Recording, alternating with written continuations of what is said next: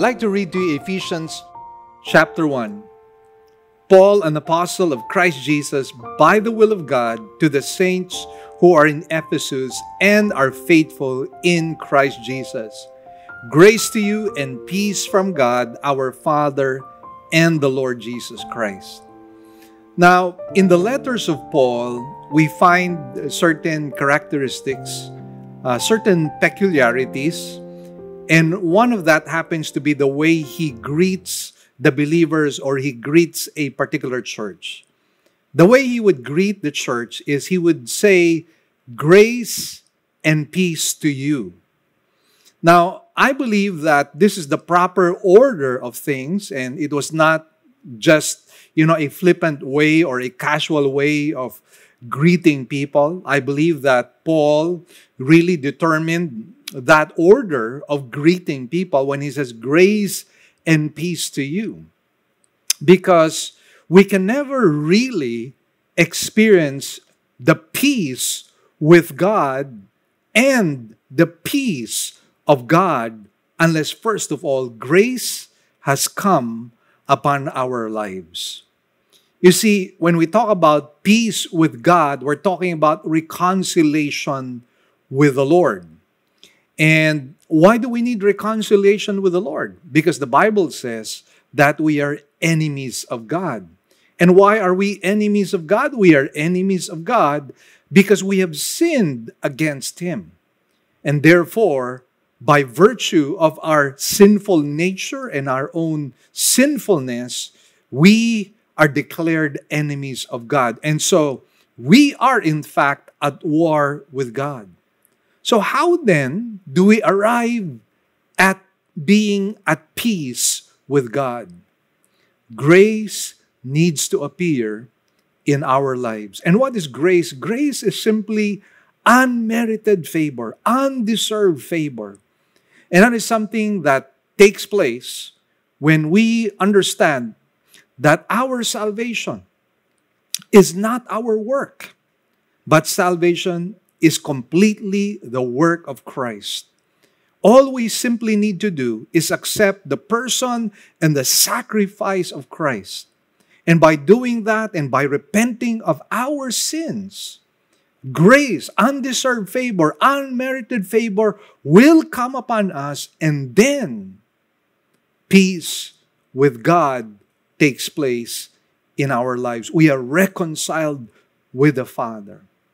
And not only that, we also receive what is called as the peace of God. The peace of God is experiential peace. And again, we cannot experience the peace of God unless, first of all, we have experienced His grace and His salvation. And again, friends, this is the reason why we should be thankful to God, because grace and peace does not just happen. Again, just to read to you, Ephesians 1 verse 2, it says, grace to you and peace, it says, from God, our Father, and the Lord Jesus Christ. So, if we have grace, if we have peace with God, if we have the peace of God, there's only one source, the Blessed Trinity. It comes from God the Father, God the Son, and God the Holy Spirit. And that being the case, and as the Gospel of John says, grace piles up upon grace. Because of the grace, the manifold grace that has appeared in our lives, because we are now at peace with God, because now we experience the peace of God Himself. Let's put ourselves in a position of humility, and as the Bible says, every knee shall bow, and every tongue shall confess that Jesus is Lord. Therefore, my dear brothers and sisters, let us continually embrace a life of worship, continually bringing glory and honor to God, because grace and peace comes from Him. Let us rise from our seats and let's worship the Lord.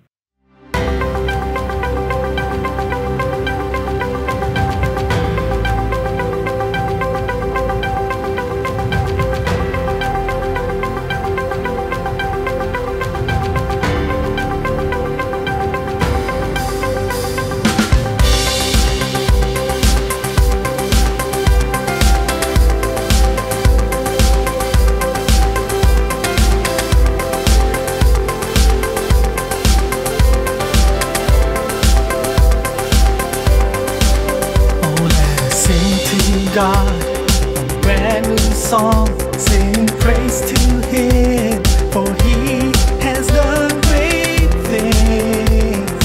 He has done great things. Come make a joyful noise around the earth. Lift up your voices before the King of Kings, before the King of Kings. In His steadfast love and His faithfulness, He has come for us to say, sing praise to our God the Father, sing praise to Jesus Christ the Son, sing praise to the Holy Spirit, sing praise to our God Most High.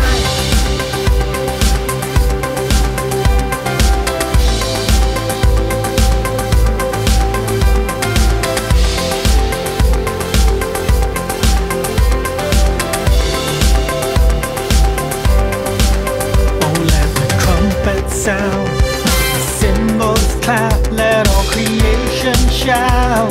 Together we will sing, together we will sing. Oh, let the oceans roar, the hills rejoice, let our voices soar before the mighty King, before the mighty King. In His steadfast love and His faithfulness, He has come for us to say, sing praise to our God the Father, sing praise to Jesus Christ the Son, sing praise to the Holy Spirit, sing praise to our God Most High.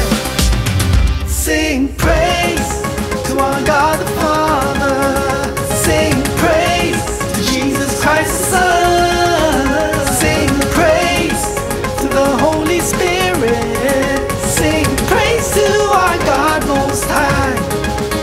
Sing praise to our God the Father, sing praise to Jesus Christ the Son, sing praise to the Holy Spirit, sing praise to our God Most High. Sing praise to our God Most High. Sing praise to our God Most High.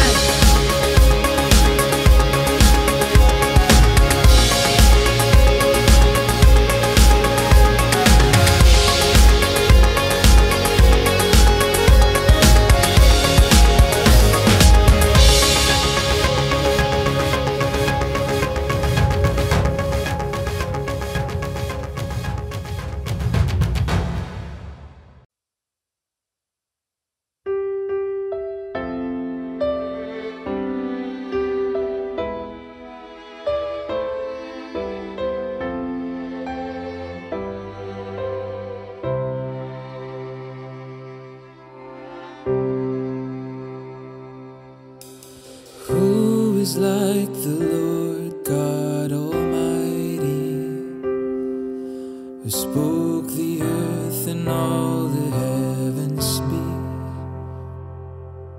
For He is the creator of all things. All glory only to the King of Kings.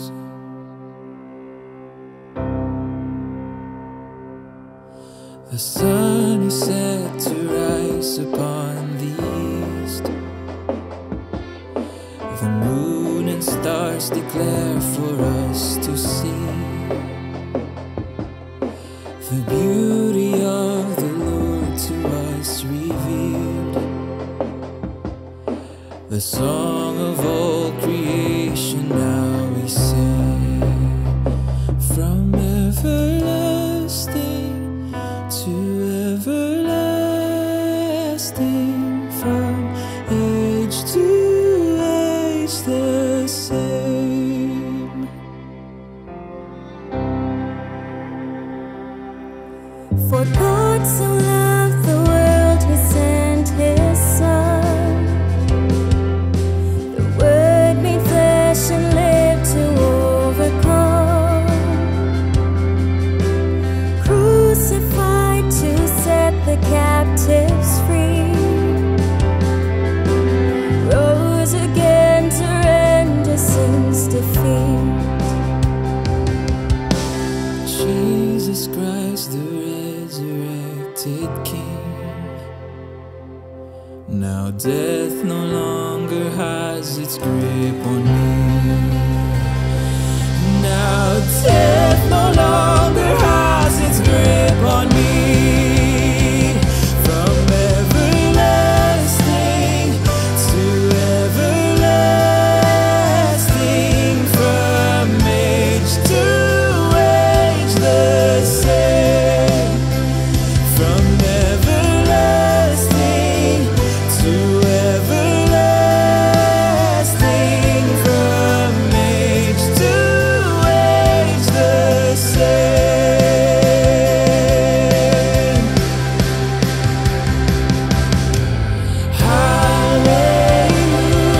Hallelujah,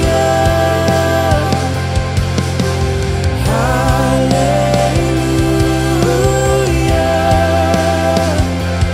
The beginning and the end, the name above all names. Hallelujah,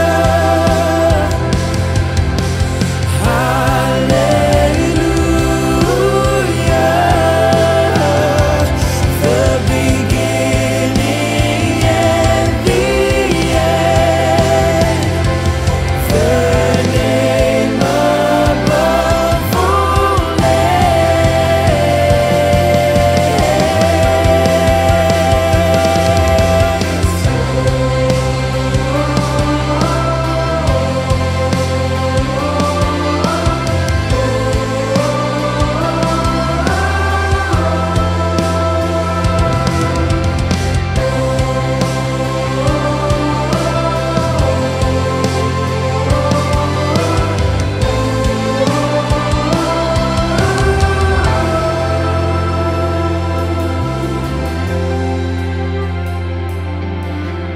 Every creature rise to worship thee, singing, holy, holy, holy is he.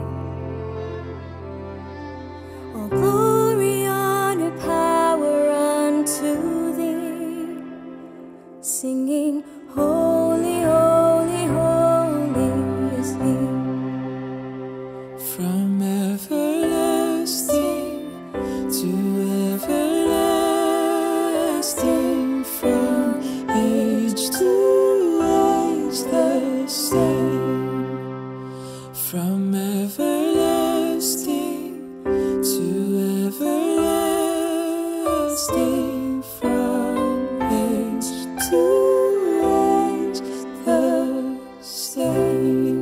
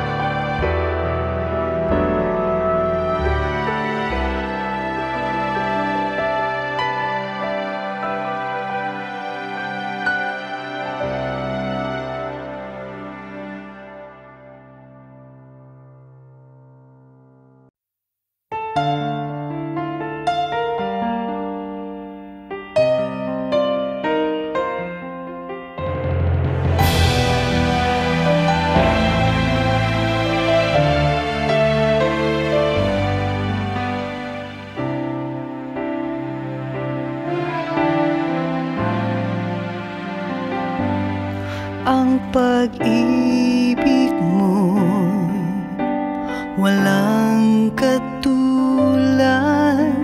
Inalay mo buong buhay mo para sa kaligtasan ko.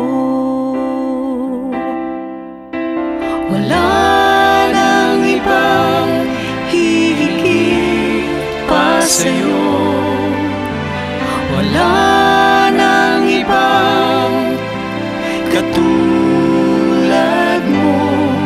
Ikaw lang ang Diyos, ikaw lang ang Diyos. Sambahin, purihin ka, sambahin ka, Jesucristo.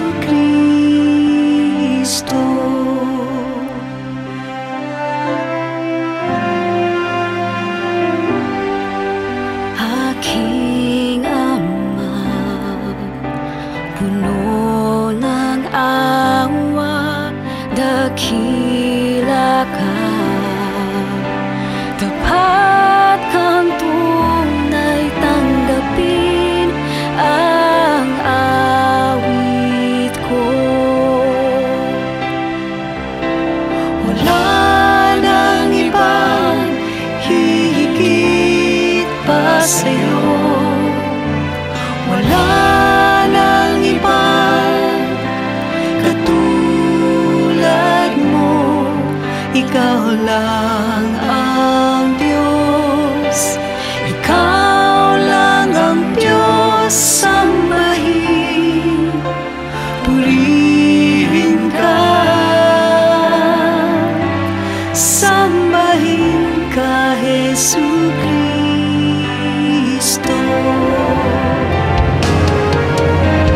Wala nang ibang hihigit pa sa'yo, wala nang ibang katulad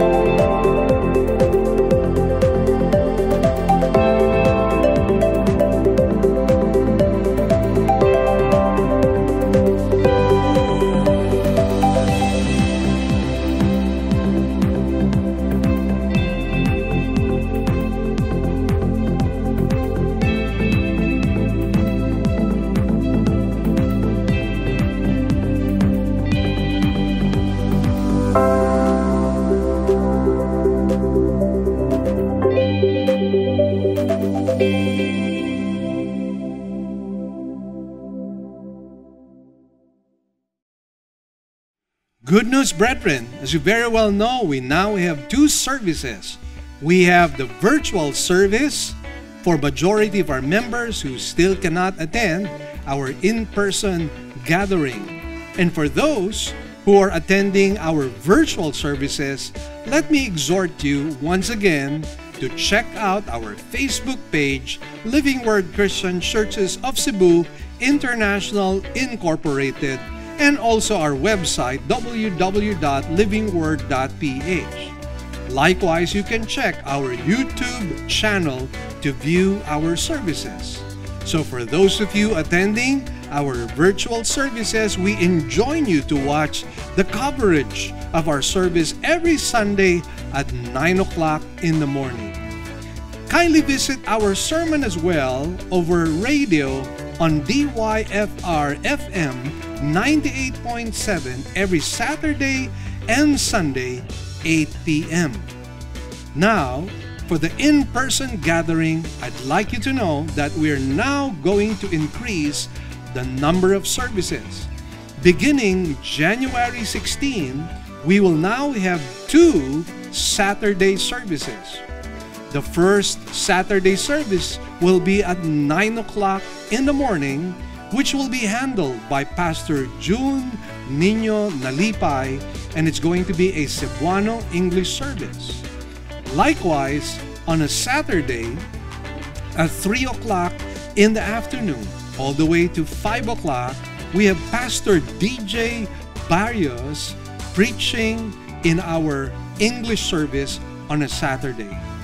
Both pastors, by the way, will be preaching my own sermon series. And so you will not miss out on anything, even if you choose to attend the Saturday service. Now on Sunday, of course, I do the Sunday 9 a.m. service. And likewise, beginning February, my son AJ will be preaching in another Sunday service at 4 o'clock in the afternoon. And so please watch out for these new services. Remember, January 16, an additional Saturday service at 3 p.m. by Pastor DJ Barrios. And then, beginning this February, another Sunday service at 4 o'clock in the afternoon by Pastor AJ Caparros, preaching the same sermon. So again, friends, you will not miss out on anything. We will continue to serve you and will increase the number of services depending on the demand. IBI would like to make an announcement. We are offering a new course right now. We are accepting enrollees in Homiletics 306. Homiletics 306 is about sermon preparation and delivery. For more inquiries, kindly read the details on this PowerPoint.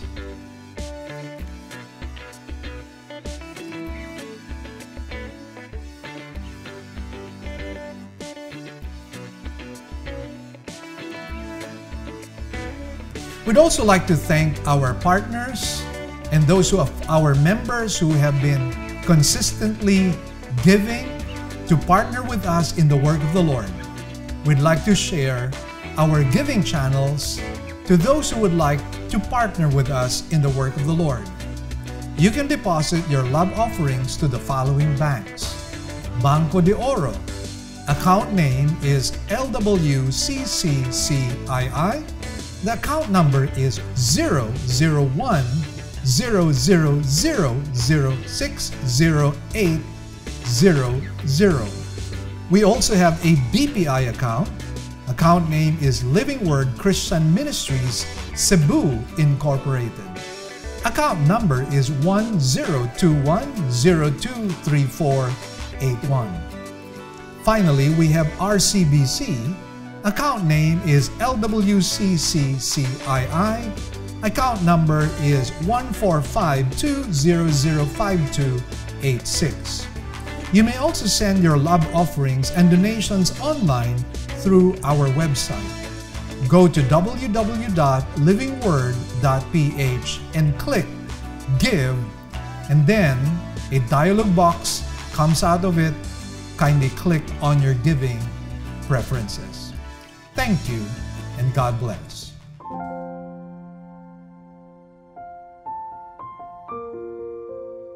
The title of today's sermon is Curing Our Integrity Crisis.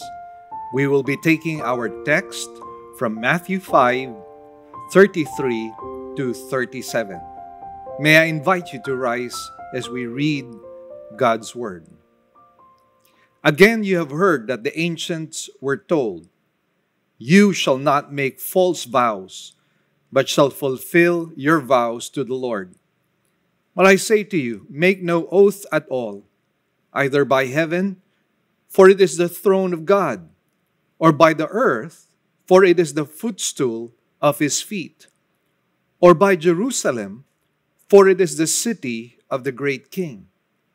Nor shall you make an oath by your head, for you cannot make one hair white or black. But let your statement be yes, yes, or no, no. Anything beyond this is of evil.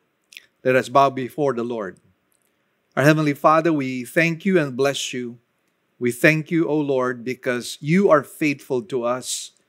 And though there are times when we get discouraged, we know, Father, that you are there for us. And you always surprise us by your providential dealings with us, by the display of your sovereignty. And today, once again, we desire that your sovereignty might prevail upon your people. We pray that you might minister to each and everyone who is listening to this video sermon.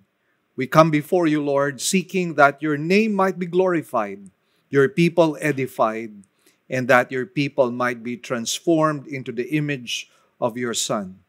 Lord, whatever is going to be achieved today, we will give you back the glory, the praises, and the thanks. In Jesus' mighty name we pray. Amen and amen. Once again, thank you for this time. And we thank the Lord that He is with us once again in this blessed Sunday morning. Now, once again, the title of our sermon is Curing Our Integrity Crisis. Now, truth and honesty is something that I do not believe generally characterizes the Filipino in the 21st century. Now, of course, when I say that, I speak in general terms, because you and I know that there are people in our country who are people of integrity. They are people of honesty and transparency.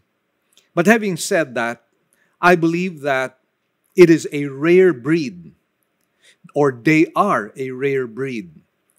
And so in our society, we find a network of fabrications. Sometimes it is difficult to have dealings without any involvement of lying or even dishonesty. Let me cite to you a few examples. Sometimes we find our people doing bribery to hide the truth, and sometimes we use euphemisms like pakape, or regalo, or pahalipay. And then we resort to lagay and subornohay because we always want shortcuts. We do not want to somehow go through the inconvenience of following established rules. And so that's why we want to be exempted. That's why we resort to bribery. We also resort to the palakasan system because for us, stating the truth might harm us, whereas it seems like in our society, dishonesty is rewarded. And then if you want to do business, you need to somehow pay grease money so that you might be able to expedite matters. Such is the thing that we somehow observe in our own country. And again, I'm just saying that these are just general observations. Does not mean to say that there are no honest or people who are truthful.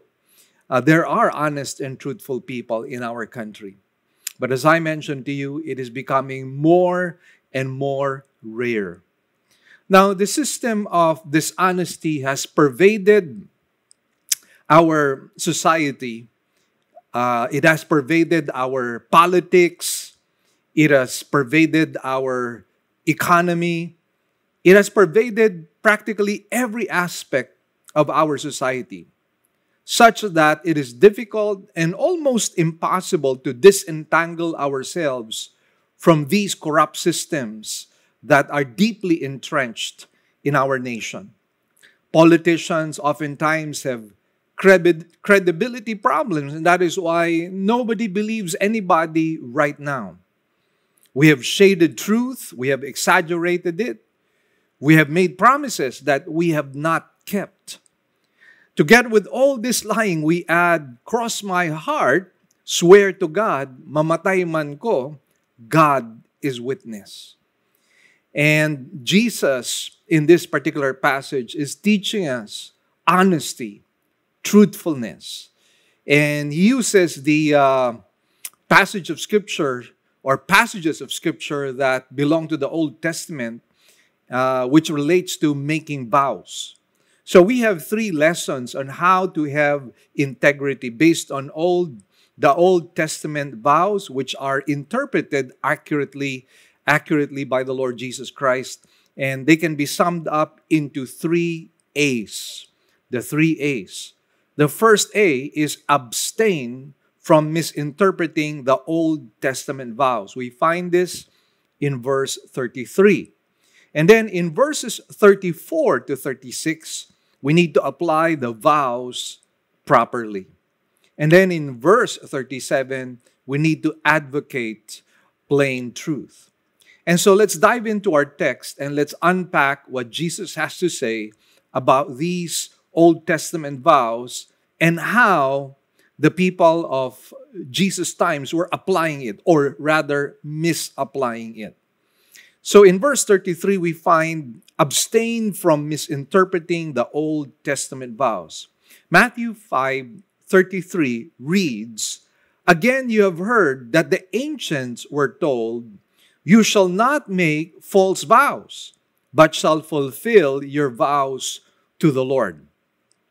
Now, what Jesus was really doing here in this particular passage of Scripture is that he was summarizing several Old Testament passages that dealt with making vows or making oaths. I'd like to be able to quote to you those Old Testament passages. In Leviticus chapter 19, verse 12, it says, "You shall not swear falsely by my name, so as to profane the name of your God. I am the Lord."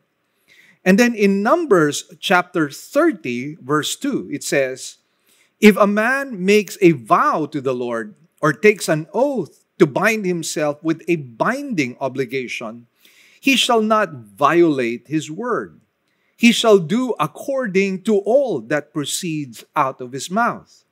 And then finally, in Deuteronomy 23, verse 21, it says, "When you make a vow to the Lord your God, you shall not delay to pay it, for it would be sin in you. And the Lord your God will surely require it of you."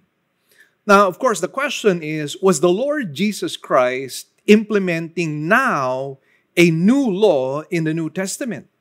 Was he now contradicting the Old Testament laws that he just summarized? The answer, of course, is no. The Lord Jesus Christ was not in any way contradicting Old Testament laws. But rather, what he was actually contradicting here was the misinterpretation or the misapplication of the Pharisees.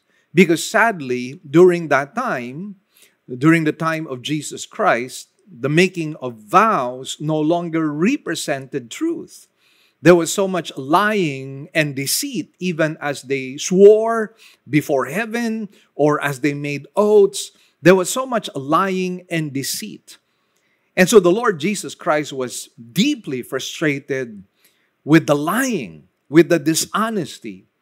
And that is why he felt that he had to correct the misinterpretation as well as the misapplication of all these Old Testament passages that I just quoted to you. Now, let me give you a background. Usually, the name of something or somebody greater than the person making the oath is invoked to give greater credibility. That was the purpose, to give it greater credibility to what is said. Any oath calling on God is invoked to witness to the truthfulness of what is said or to punish if it is a lie. An oath was then taken as absolute truth. So again, we need to go back to the purpose of making vows and making oaths. It was really to lend credibility to what you are saying.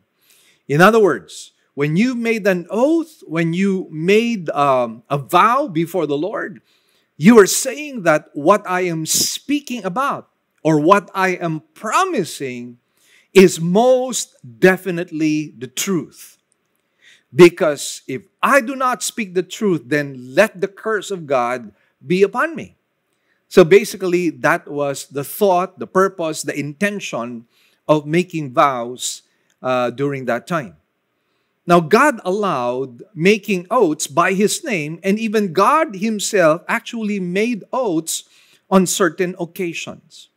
There is an occasion in the Old Testament wherein there was a theophany, and a theophany is actually an Old Testament manifestation of God, a physical manifestation of God in the Old Testament. And normally, a theophany or a Christophany was said to be an Old Testament appearance of the Lord Jesus Christ.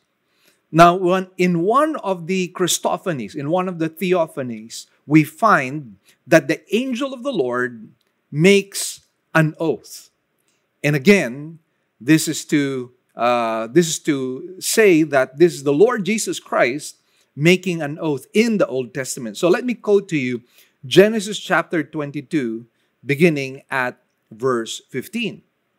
It says, "Then the angel of the Lord," that's the theophany here, the Christophany, or the Old Testament appearance of Jesus Christ, "the angel of the Lord called to Abraham a second time from heaven and said, By myself I have sworn, declares the Lord, because you have done this thing and have not withheld your son, your only son. Indeed, I will greatly bless you, and I will greatly multiply your seed as the stars of the heavens and as the sand which is on the seashore. And your seed shall possess the gate of their enemies." So we see here that the angel of the Lord, Christ Himself in the Old Testament, swears by Himself. He swears by God. And again, that tells us that the Lord is not really against making oaths. But then again, if you make an oath, you better be sure that it is representative of truthfulness and honesty. Now, during the time of the Lord Jesus Christ, there was so much abuse that was taking place.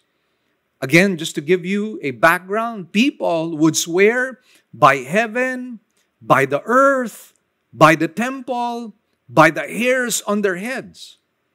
Now, to them, it was acceptable even if it was a lie, for as long as they did not invoke the name of God. So once again, for as long as they did not invoke the name of God, it was all right to lie. So if I swore by the temple, by Jerusalem, by the hairs on my head, they felt it was all right, even if you were lying.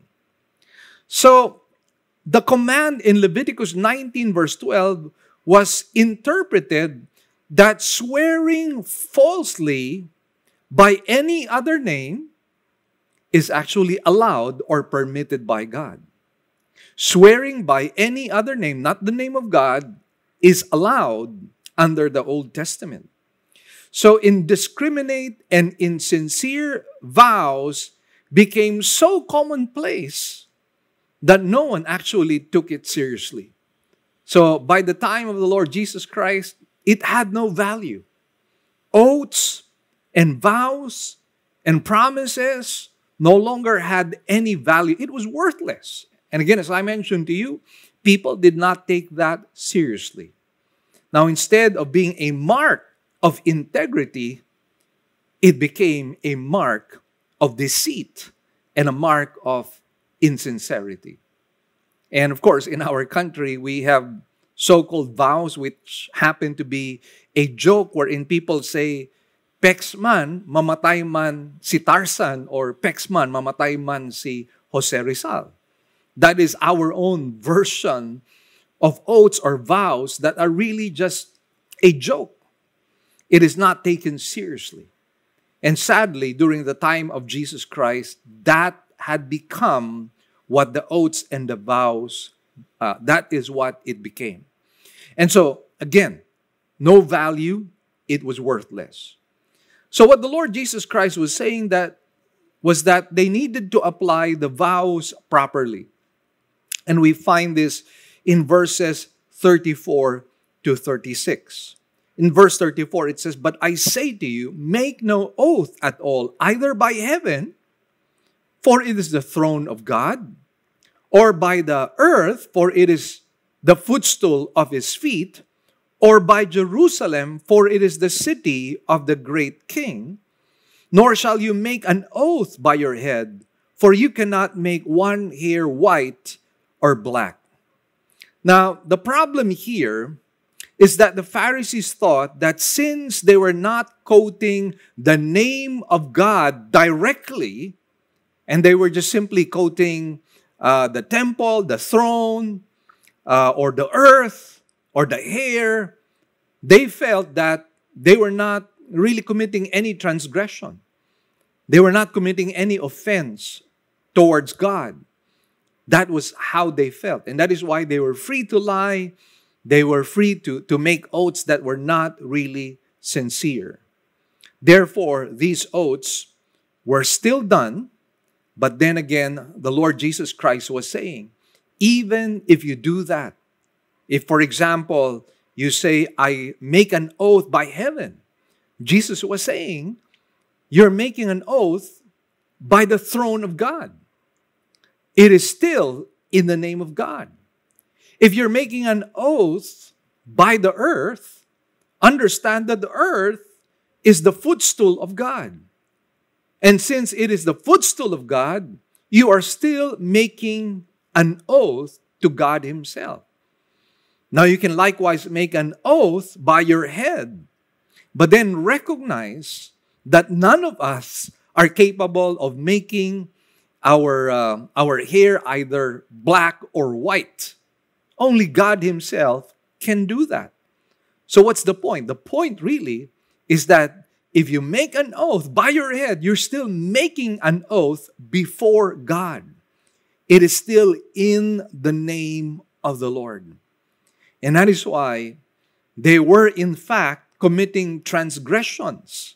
They were in fact offending God by doing such things. Because insofar as God was concerned, these oaths were like making oaths invoking the name of the Lord. And so God is the creator of everything. And to carelessly and dishonestly call any part of His creation as witness to false oaths was actually dishonoring God Himself. You are sinning against God. You are transgressing against Him. To do this is actually trying to make God participate in our lives. And definitely, God will never ever be part of any lie. And again, this is where the Pharisees were greatly, greatly mistaken. Now, William Barclay states, here is a great eternal truth. Life cannot be divided into compartments, in some of which God is involved, and in others which He is not involved. there cannot be one kind of language in the church and another kind of language in the shipyard or the factory or the office.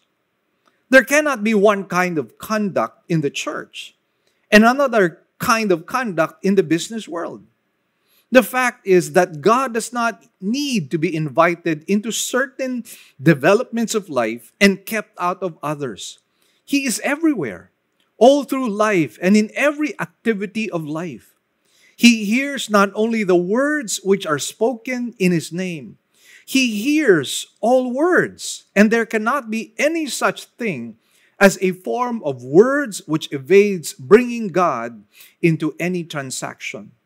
We will regard all promises as sacred if we remember that all promises are made in the presence of God. All promises are made in the presence of God. So again, let's remind ourselves that whatever we say, we are really accountable before the Lord. Remember what I quoted a few sermons ago when I said that every idle word will be judged by God.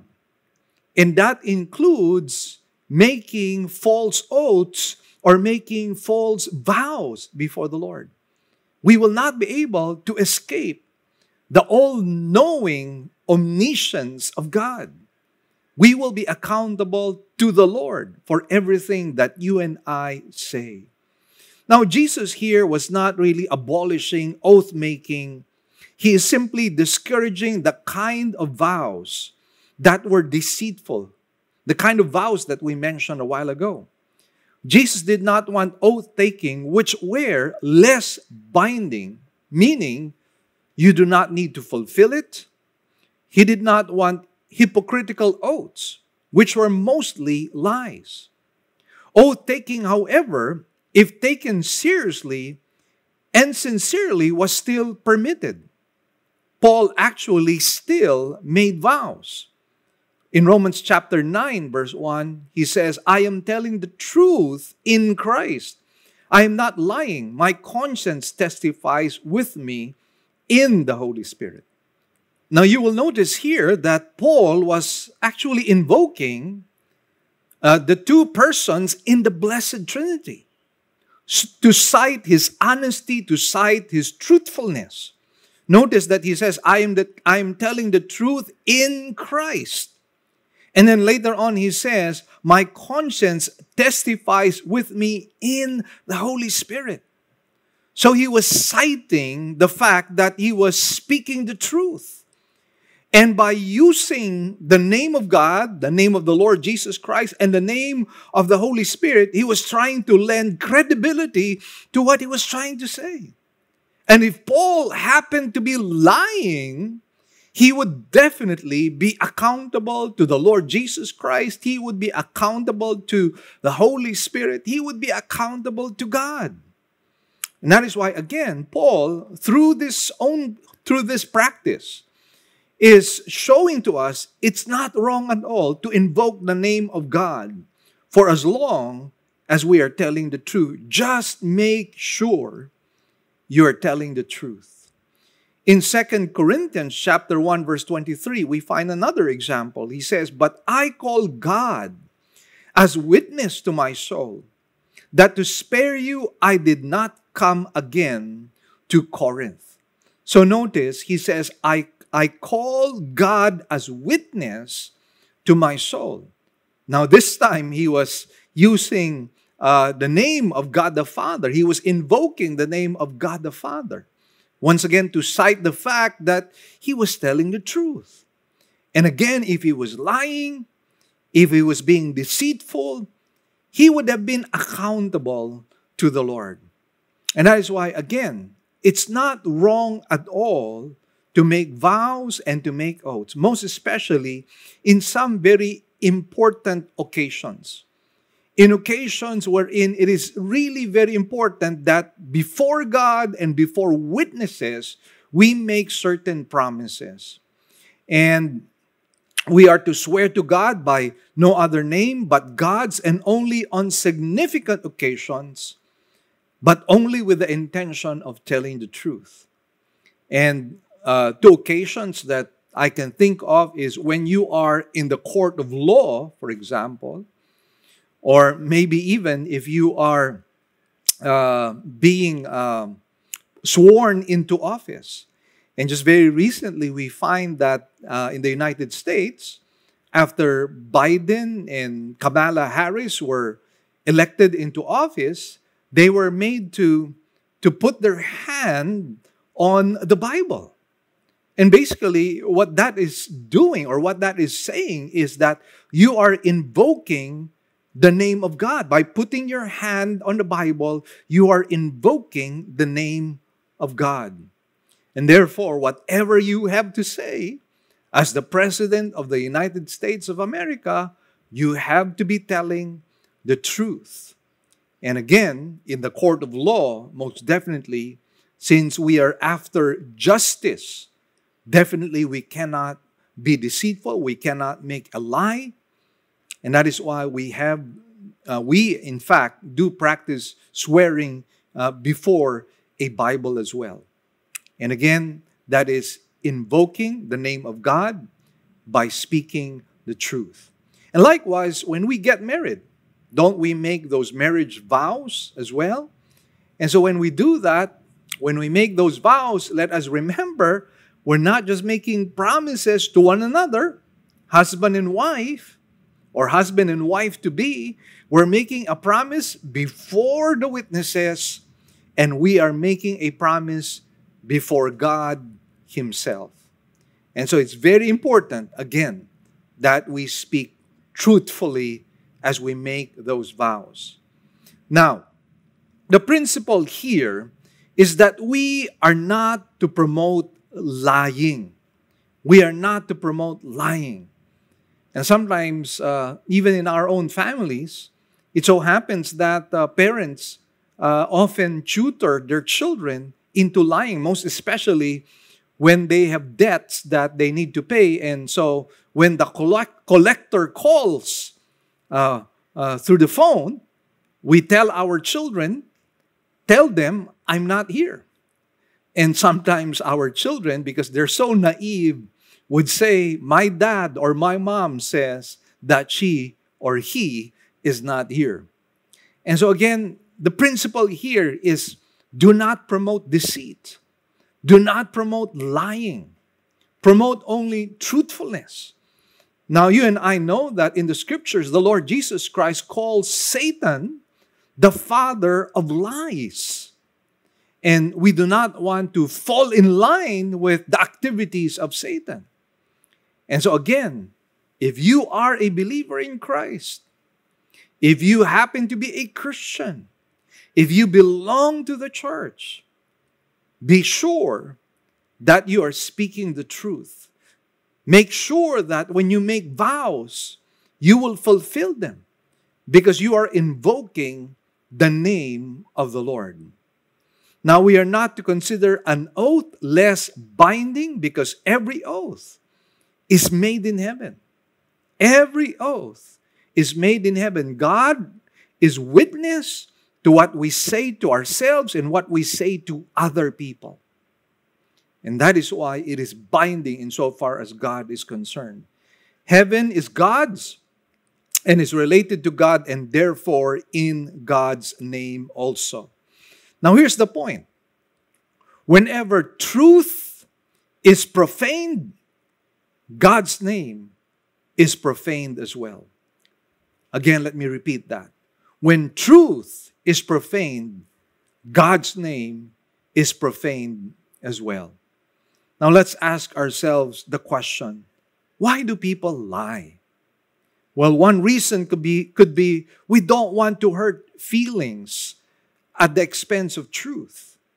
And so sometimes we feel that if we tell the truth, it might do some emotional damage on certain people. So we would rather lie and not speak the truth. Now, what the Bible simply recommends to us is that we are to speak the truth in love. So it is really communicating truth, but in a manner by which we are mindful of people's feelings. We are mindful of what possible damage it can do. But sometimes truth can actually be painful. But we can somehow smoothen the transition, so to speak. We can smoothen our words by being very careful with the choice of words that we use. But then again, we are responsible for speaking the truth. Because if we do not speak the truth and people find out that we are lying, we lose our credibility. We will have a credibility problem. I'm sure you've heard of the story of the boy who cried wolf. And first time around, he called the villagers that there was a wolf. And so all of the villagers came out. But there was no wolf. The boy was laughing. And so for the second time around, he cried wolf once again. And the villagers came once again. But there was no wolf. Again, the boy was laughing. The third time around, there was really a wolf. But as he cried out, wolf, nobody came out. He already had a credibility problem. Nobody was willing to believe him at all. And sometimes that could be our situation. What is at stake here is our own credibility. Allow me to share a little story. There was a popular comic strip, Mama, by Mel Caparros. And one of his strips shows Mama entertaining her perpetual suitor, Mr. K. Frankly, he's not much of a catch, but he is persistent. As the two sit on the couch, Mr. K says, "Mr. Hobbs, I am at a low ebb psychologically. My ego is flattened." Mrs. Hobbs responds in an affirming way, "Mr. K, let me hasten to state that you're a fine, interesting, and attractive man." Mr. K perks up at this and asks, "Oh, Mr. Hobbs, is that the truth?" Mrs. Hobbs says, "No, there will always be plenty of time for the truth when you are emotionally stronger." Of course, that happens to be a comic strip. It's not true at all. But sometimes this is a picture of reality. This is a picture of how we communicate to other people. Because we do not want to damage their emotions. Because we don't want to hurt their feelings. We don't speak the truth. We lie instead. Another reason is that we may have selfish interests. There was an honest letter that was sent to the Internal Revenue Service. It stated, "Dear sirs, I cannot sleep. Last year when I filed my income tax return, I deliberately misrepresented my income. Now, I cannot sleep. Enclosed is a check for $150 for taxes. And if I still cannot sleep, I will send you the rest." So again, people who lie may have selfish interests. And again, there is no excuse. I mean, we cannot make the excuse that I'm really protecting myself, or I am protecting my family, or I am protecting my agenda. Lying is never something that gets exonerated before the very presence of God, most especially when you are making an oath. Now, a third reason is that we want to justify ourselves and believe the lie itself. Sometimes we have formed the habit of lying such that we're no longer conscious that it has become a way of life for us. And sometimes what even happens is we're no longer able to distinguish between the lie and the truth. And sometimes we may be speaking a lie, but in our minds, we're now believing it because we're so used to doing it. Now, let me just share once again another story. In Boston, a minister, a pastor, noticed a group of boys standing around a small stray dog. And he was asking, "What are you doing, boys?" "Telling lies," said one of the boys. "The one who tells the biggest lie gets the dog." And the minister of God, the pastor, was scandalized, and he said, "Why? When I was your age, I never lied." So the boys looked at each other, and their faces became rather sad, and they said, "Well, I suppose the pastor wins the dog." Because obviously the pastor did not speak the truth when he said, "When I was your age, I never lied." We all do lie. And therefore, again, we just have to be very careful. Now, in verse 37, Jesus advocates the plain truth. That's all that he wants to say here. In verse 37, he says, "But let your statement be yes, yes, or no, no. Anything beyond these is of evil." So Jesus commends simple truthfulness in word, in thought, as well as in deed. That's what he's saying here. Why don't you just say the truth? Why do you have to use an oath simply to protect yourself? Why do you have to use an oath to lend credibility to yourself and then later on deceive other people, trying to protect your own agenda? Jesus was saying you don't need to make an oath. Just speak the truth. Our statements must be dependable. We need to mean what we say and say what we mean. And again, this is something that is very, very important, most especially for us believers in Christ, because we claim to speak the truth that sets people free.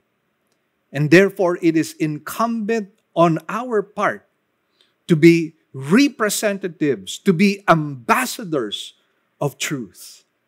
And again, if you and I happen to have lied, then let's confess our sins. And as the Bible says, go and sin no more. I'd like to share to you a wonderful quotation from Blaise Pascal. And he says, "We arrive at the truth not by reason alone, but also by the heart."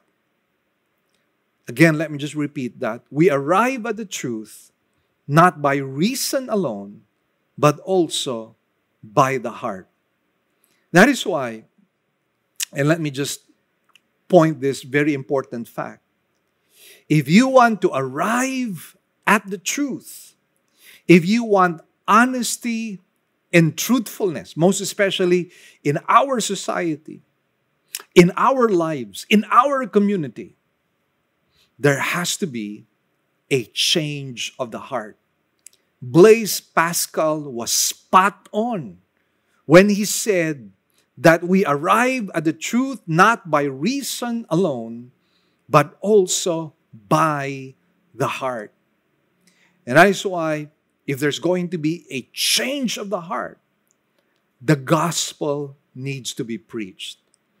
And that is why, let me just again belabor my point when it comes to the gospel. I know that in our country, there is a network of fabrication. There is corruption. There is bribery. There is continual lying. And again, as I mentioned to you right at the very beginning, we use euphemisms. So how do we change our society? How do we change our nation? And we often think that it's simply by electing new officials. But you know, we've gone over this again and again. We've always elected officials. And many of the promises that they have made, they have not kept. And so what do? In the forthcoming elections, we again elect other officials.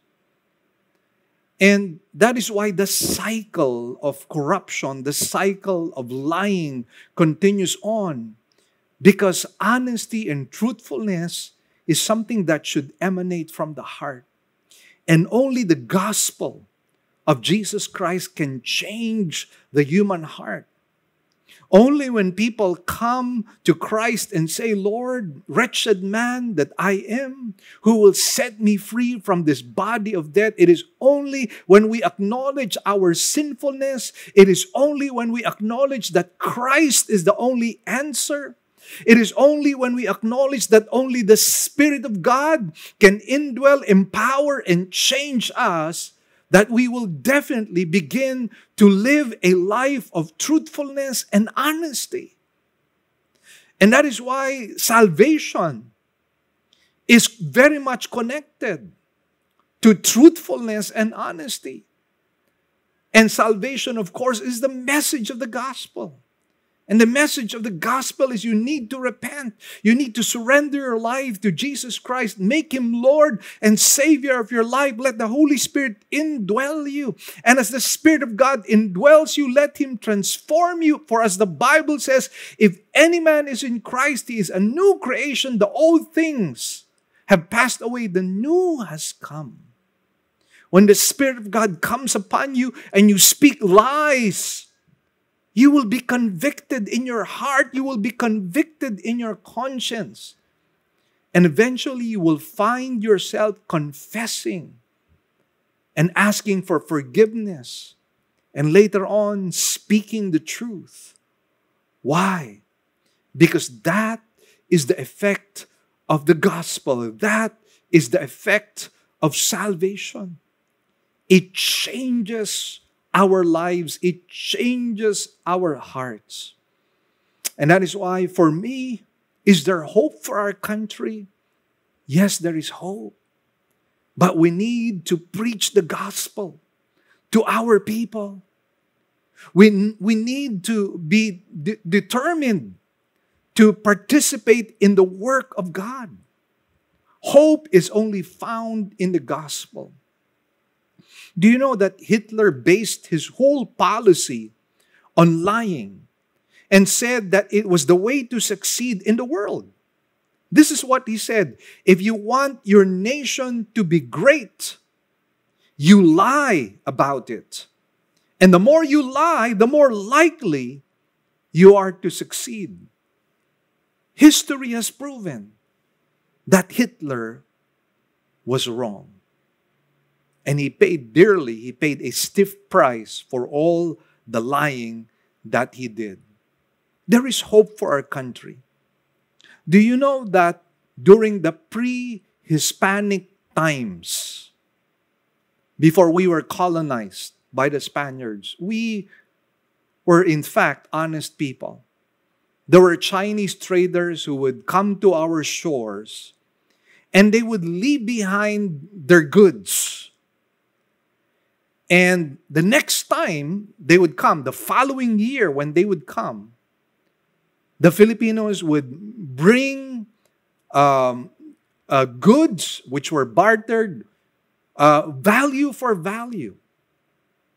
And that spoke greatly of the honesty of the Filipino. The payment matched the consignment that were made by these Chinese traders. Yes.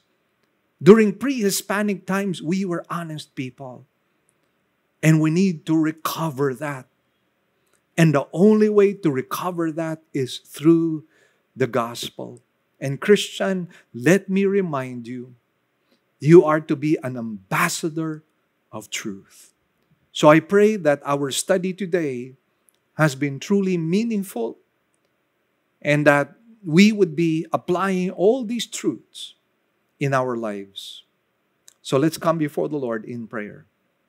Our Heavenly Father, we thank you and bless you.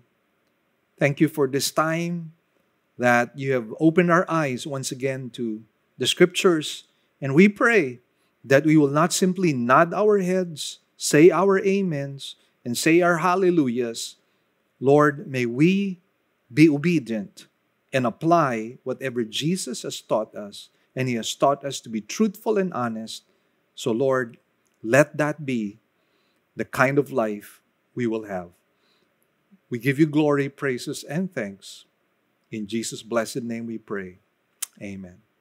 So, brethren, God bless you. My team, my wife Marie, and AJ would like to say hi and goodbye. But please stay tuned. We still have a video endorsement. Hi, I'm Dr. Vidal Redulia. Brother Mel's first book, Enough is Enough, tackled the biblical principles of finding contentment in a world where discontent is the rule. His second book, More Than Enough, is a timely one because we are in a period of great crisis. We are in an ongoing pandemic. And we are all affected by this crisis, personally, one way or another. You know, I have known Brother Mel since the 1980s when he started his Christian ministry in the city of Cebu. Soon after, I became part of the church he was pastoring, and we became close friends. All his children have been under my care as their pediatrician. Now his grandchildren are also under my care. Sufferings and trials are not strange in the life of this pastor. They come with the territory of the Christian ministry. I have witnessed some of his personal and ministry-related trials through the years, and how his growing relationship with God and knowledge of His Word have enabled him to overcome them. These various trials have formed in him a strong Christian character and a deep devotion and commitment to Jesus Christ, his Savior and Lord. His faithfulness to study the Bible, teach God's Word, preach the gospel, and live out God's instructions in his life have expanded his ministry to other parts of the country and abroad. This book, More Than Enough, is a God-exalting narrative. It imparts the pastors many biblical insights on where our sufficiency in life should be anchored, whatever circumstances we may be in. After all is said and done, we should realize that God Himself is more than enough for our entire life. Friends, I encourage you to get a copy of your own. Better yet, get copies that you can give to family members and friends. More than enough.